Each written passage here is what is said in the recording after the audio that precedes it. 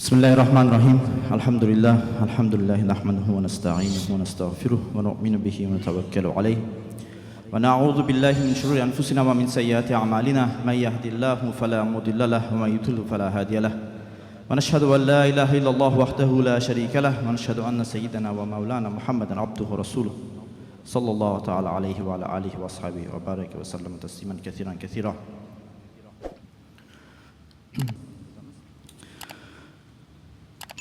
Allah subhanahu wa ta'ala has given certain days some specialty that He did not give to other days. Allah subhanahu wa ta'ala has created this earth with the day and night. During the year, there are a certain number of days. And among those days, some days are more favorable to Allah subhanahu wa ta'ala than the other days.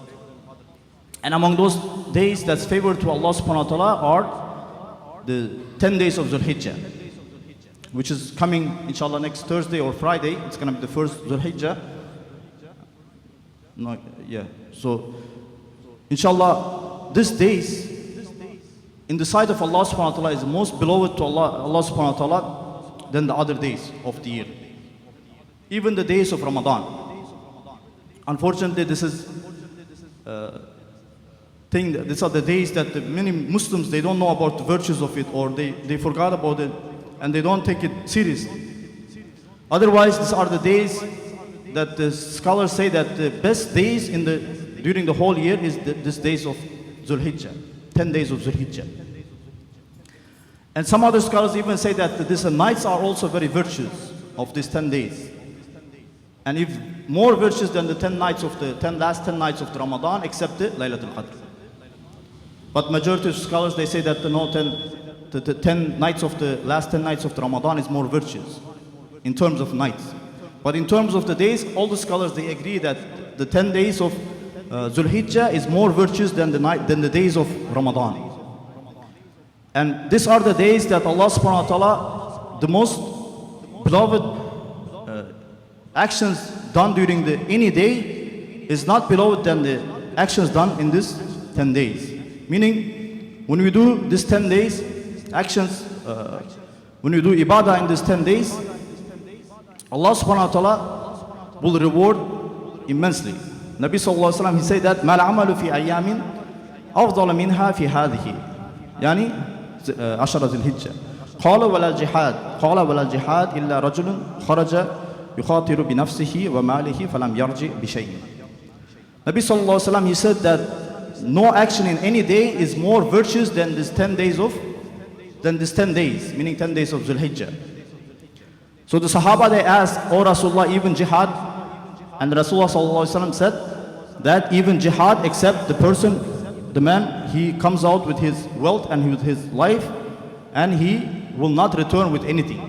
Meaning he will sacrifice his all wealth and he sacrifices his life for the sake of Allah. Then his reward is more than the good deeds that's done during this 10 days. So from this hadith we can see how virtuous are the 10 days of Zul-Hijjah. It's more virtuous than participating in jihad, except the person will be shaheed. And in these 10 days, Muslims should be doing more good deeds. Ibn Hajar Asqalani, when he talked about the commentary of this hadith, he says that why these 10 days are more virtuous is because no other days during the year you can combine all the actions of Islam in the same time. Because in these 10 days you can fast, you pray salah, you can pay zakat, and you can do hajj. All the actions are combined in these 10 days. Because no other days of the year you can do hajj. Hajj is only specific for the month of Zul-Hijjah. That's why the month's name is Zul-Hijjah, which means the month of hajj. Ibrahim alayhi salam was ordered to build Kaaba in Mecca. That time Mecca was a very small place. It was not a big city. Because Ibrahim alayhi salam was, before that was ordered to take his son Ismail and his wife Hajar and take him to the middle of the desert and be left there. So Ibrahim alayhi salam took them Ibrahim alayhi salam, he used to live nowadays in the Palestine area. From there, he took them to Mecca and then left them there, and he himself went back. And we know how the Zamzam was, Allah subhanahu wa ta'ala sent the angel to take out, to open the well of Zamzam for the water. So Hajar alayhi salam and Ismail alayhi salam, as a baby, they used to live in that place alone, next to the Zamzam.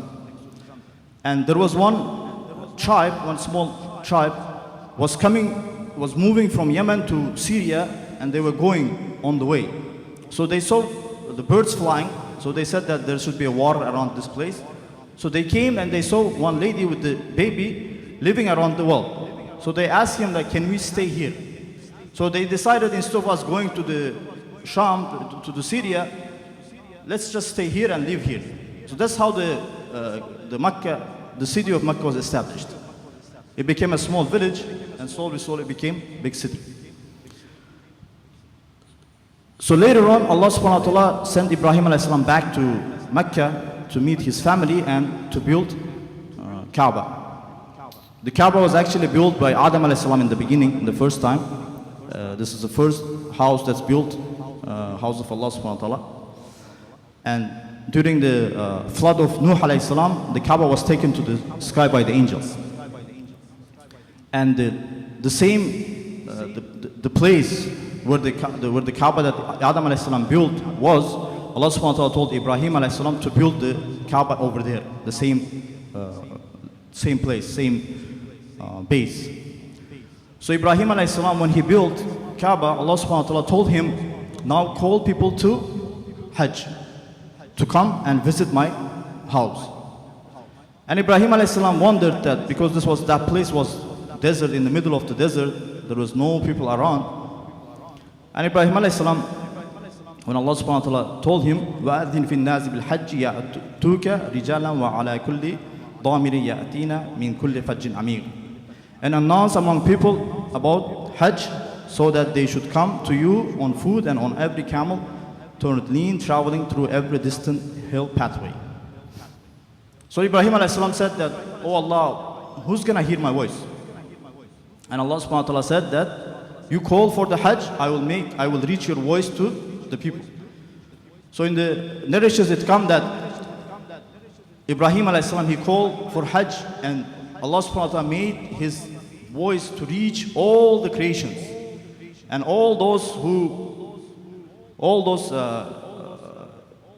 because everybody was created in the alam al-arwah, all the ruh were there. All those ruh that replied to the call, they say labbaik, Allah subhanahu wa ta'ala enables them, when they came to this world, to enable them to go and visit the Hajj. It's narrated in the story.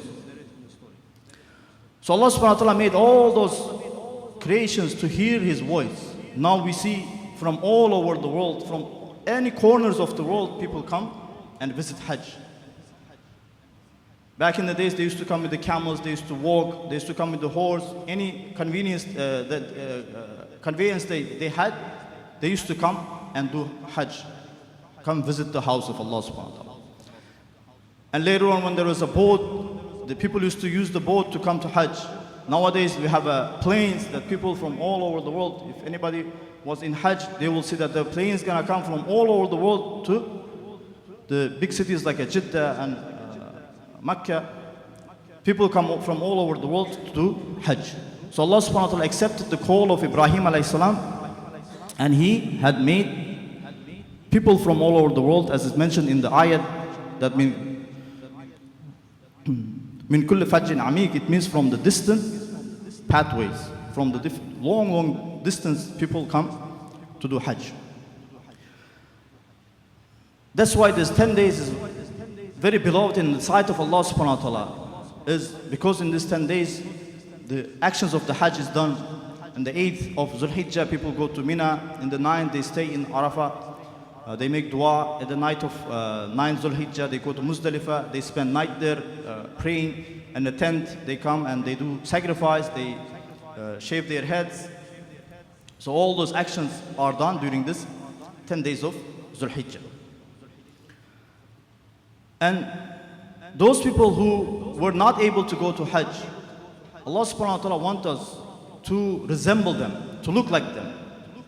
It's a great action, great ceremony is taking place in Hajj nowadays in these 10 days. So those who did not go, those Muslims did not go there, they should try to resemble them. That's why Rasulullah sallallahu alaihi wasallam, he said that the one who من كان له ذبح يذبحه فإذا أهل هلال ذي الحجة فلا يأخذن من شعره ولا من أظفاره شيئا حتى يضحي. Whoever intends to make qurbani, then he should refrain from cutting his hair and clipping his nails from the time the crescent of Zul-Hijjah is sighted till he completes his qurbani.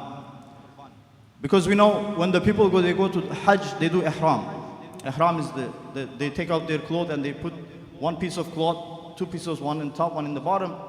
And they cannot cut their nails, they cannot cut their hair, they cannot shave their mustache, no body hair should be removed. And they're gonna be coming to the house of Allah subhanahu wa ta'ala in that condition. Because this is to show that how much we need Allah subhanahu wa ta'ala. We are in need of Allah subhanahu wa ta'ala. Allah subhanahu wa ta'ala is the one who gave us this beautiful clothes that we wear, beautiful expensive clothes that we wear, or the expensive clothes that we use smell good. But in reality, nothing of this is ours. It's because Allah subhanahu wa ta'ala have given to us. And when we go to the Hajj, we show to Allah subhanahu wa ta'ala, oh Allah, I have nothing. I don't even have my clothes. I have only piece of, we put the piece of cloth around ourselves, like we're going to qabr, like a kafan. We have nothing. We go to Allah subhanahu wa ta'ala showing that, oh Allah, we have nothing. We need you. We need your help. We need your bounty on us. That's why we have whatever we have in our life. So to show that, the people should look like the hair is gonna be disheveled, the body gonna be dirty, the nails are growing. That's in the condition that the Hujjaj, those people who are doing Hajj, they come in front of Allah subhanahu wa ta'ala's house. That's why we have to, those who are not doing Hajj, we have to try to look like them.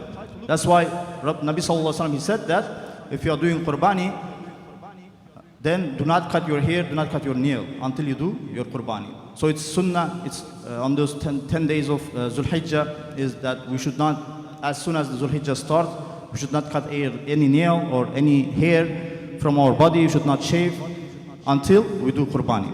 We will do it, cutting a nail and everything, after we finish our qurbani. Also, these 10 days are virtues for fasting. It's narrated in the hadith. Of course, this hadith is daif, but many daif riwayat, they support the meaning of this. That the fasting during these 10 days, each day is equivalent to fasting for 1 year. So we should try to fast as much as possible during this 10 days of Zul-Hijjah. Of course, the 10th day is the Eid day. You're not going to fast on that day. But before that, the 9 days. And also the day of Arafah, Rasulullah sallallahu alaihi wasallam, he said that in Sahih Hadith that fasting in the day of Arafah is sufficient for your last year's sins and the next year's sins. So fasting on the day of Arafah will be means of reason for getting forgiveness for all the sins in the past and the sins that's going to be in the next coming year. So that's why we should try to fast all 9 days of Zul-Hijjah. If not, then we should at least fast on the 9th day of Zul-Hijjah, which is day of Arafah. It's a day of Arafah where the Hujjaj, those people who went to Hajj, they stand in the mountain of Arafah and they make dua. Whole day from there. They will reach there before Zuhur, starting from there all the way till the Maghrib. Because this is the day when the du'as are accepted. So that's why this is a great day. This is the most beloved day. Even among these 10 days of Zul-Hijjah, the most beloved to Allah subhanahu wa ta'ala is the day of Arafah. Also, these days should be spent with takbir, tahleel, and tahmeed. Rasulullah sallallahu alaihi wasallam, he said that in these 10 days, increase your takbir, tahleel, and tahmeed. Takbir meaning to say Allahu Akbar. Tahleel meaning to say La ilaha illallah, and tahmeed meaning to say Alhamdulillah. And the Hujjaj, those people who went to Hajj, they will be saying continuously Labbaik Allahumma Labbaik. This is their takbir. But we are not doing Hajj, so we don't say Labbaik Allahumma Labbaik, but we should say Allahu Akbar, La ilaha illallah, Allahu Akbar, wa lillahi alhamd. During this all 10 days, we should be increasing this. And this is also the sunnah of coming to the Eid namaz, is to say this takbir loudly. So when you're coming to Eid namaz, loudly say Allahu Akbar, La ilaha illallah, Allahu Akbar, walillahi alhamd. It's narrated from Ibn Umar radiallahu anhu and Abu Hurairah radiallahu anhu that they used to go out to the marketplace and loudly say takbir, loudly say Allahu Akbar, Allahu Akbar. And the people, when they hear him saying Allahu Akbar, the whole market used to say Allahu Akbar loudly. So these are the days that Allah subhanahu wa ta'ala wants us to glorify Him more loudly, glorify Him more often. So we have to spend these days by fasting during the day, praying nafal ibadah during the night, and saying a lot of takbir, a lot of tahleel, la ilaha illallah, and praising Allah subhanahu wa ta'ala more often. And the praising Allah subhanahu wa ta'ala, doing zikr of Allah subhanahu wa ta'ala, we can do anytime. We can be busy with our work, we can be going somewhere, we can be driving somewhere, or we can just sitting in the office or in the anywhere in our work. Then we should be always saying this takbir loudly and loudly and loudly. So these are the days of glorifying Allah subhanahu wa ta'ala, the 10 days of Zul-Hijjah. May Allah subhanahu wa ta'ala enable us to glorify Him in these days and spend most of our time with ibadah, worshipping Allah subhanahu wa ta'ala. And may Allah subhanahu wa ta'ala enable us to go and visit His house doing Hajj in upcoming years. Wa akhiru da'wana alhamdulillahi rabbil alameen.